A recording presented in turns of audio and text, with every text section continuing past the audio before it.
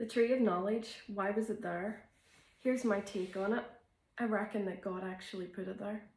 Genesis 2 verse 8 says, "Now the Lord God had planted a garden in the east in Eden, and there he put the man he formed. The Lord God made all trees grow out of the ground, trees that were pleasing to the eye and good for the food.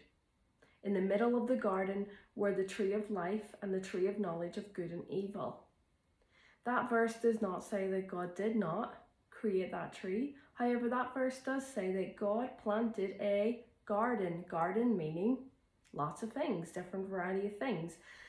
Number 9 was, "The Lord God made all kinds of trees grow out of the ground, trees that were pleasing to the eye and good for food." Two things that Eve actually discusses in, chapter 3, Genesis, verse 6. "When the woman saw that the fruit of the tree was good for food and pleasing to the eye, and also desirable for gaining wisdom, she took and ate some. She also gave some to her husband who was with her, and he ate it."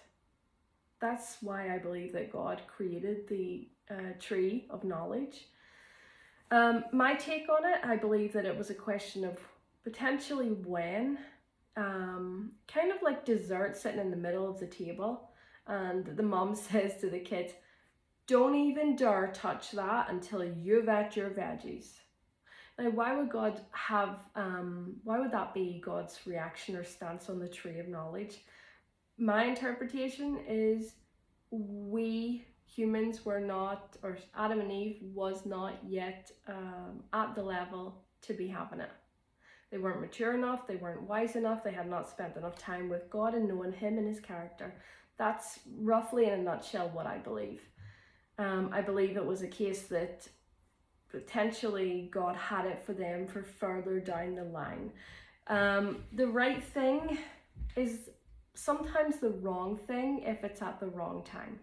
Like seasons, I've said this before, you don't pick the apples when you're sowing the seeds. That's stupid. That's actually wrong, right? You don't get married when you're 8 years old. That's wrong, right? But to be married when you're 22 is completely different. It's actually great, fantastic news, well done.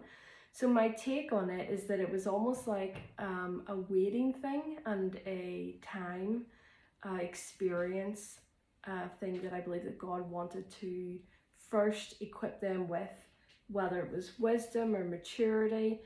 I don't know all the ins and outs, but I'm just reading what I'm seeing.